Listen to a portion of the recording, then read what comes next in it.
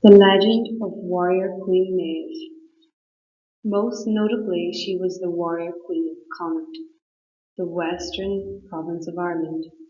It is said that her father was King of Connacht before becoming the High King of Ireland, and she became ruler of Connacht after him.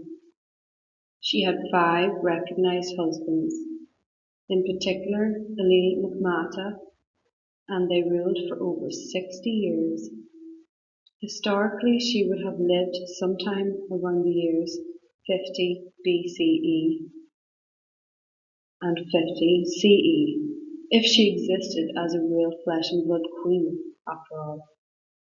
The first mention of Maeve is in the cave of Cruachan, Owen which is in Roscommon, in the form of Owen inscription on the lintel stone. If you look over to the bottom right corner of the screen, you will see lintel stone with Owen inscription. This was found all over Ireland during those times. You can still find some today. Placed in the cave during the 4th or 5th century CE, she appears in much of the literature of early Ireland, and our most famous epic literary tale, the Tan Bón Callna, Cattle Raid of Cooley, revolves around her despite being known as the Ulster Cycle. The story is epic prose of the war against Ulster by Queen Maeve and her husband King Alun. The action takes place in the 1st century AD, in the pre-Christian heroic age of the Celts and the Gaels as they were known in Ireland. The story entails other significant figures such as Cuchulainn of Ulster and Queen Maeve's foster brother Ferda, among others. As you can see below, there are a number of characters. To the far left is Ferda, Cuchulainn, and to the far right is Queen Maeve and her husband King Alun. You can see the material they're wearing is from the time of history. And so the epic legend begins. One evening, Maeve and Alun began to tease each other about which of them had the higher status. Their teasing quickly grew earnest as each tried to prove their superiority in the relationship. They were equal in birth, equal in status, and equal in power.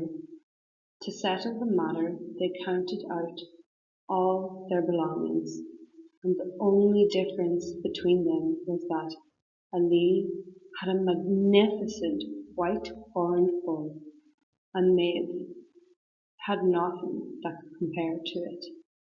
She was furious and was determined to own a great beast for herself. Maeve sent messengers to search all of Ireland for a bull as splendid as Ali. The quest to find a beast. There was only one, the brown bull of Cooley. Maeve sent messengers to the bull's owner, Dara of Cooley, offering gold and lands if he would agree to let her have the bull. He was initially inclined to grant her request, until he heard one of the messengers drunkenly boasting that if he would not sell it, Maeve would surely take it by force. Dara resented being dictated to, and refused to part with the bull. So began the famous Tan Bó Cúailnge, the cattle raid of Cooley, in which Maeve assembled a great army of her allies from all over Ireland to invade Ulster and take the bull.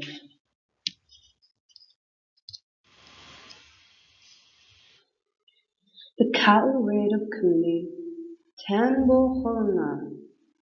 Maeve negotiated with Cuchulainn through Fergus MacRaich, who is the redhead filler to the right,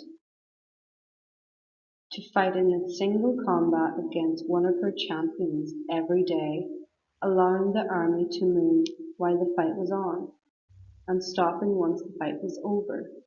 He made such short work of her champions that she sent a small band of raiders north to Cooley to steal the bowl.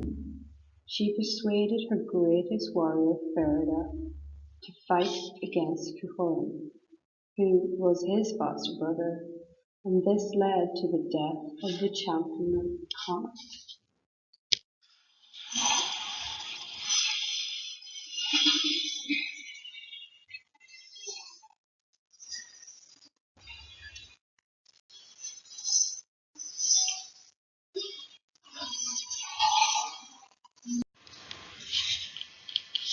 On the eve of the final confrontation between the two armies, the brown bull of Cooley was smuggled into Connacht, where it bellowed on entering new pastures, and was heard and set upon by Ali's white-horned bull.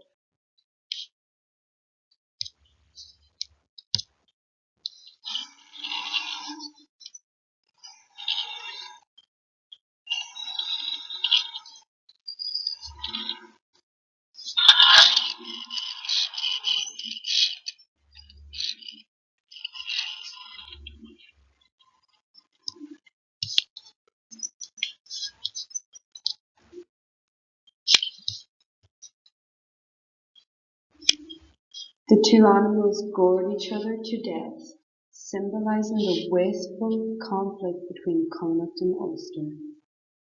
In later years, Maeve re-invaded Ulster, taking vengeance on Cuchulainn for the devastation he had wreaked on her army and kingdom.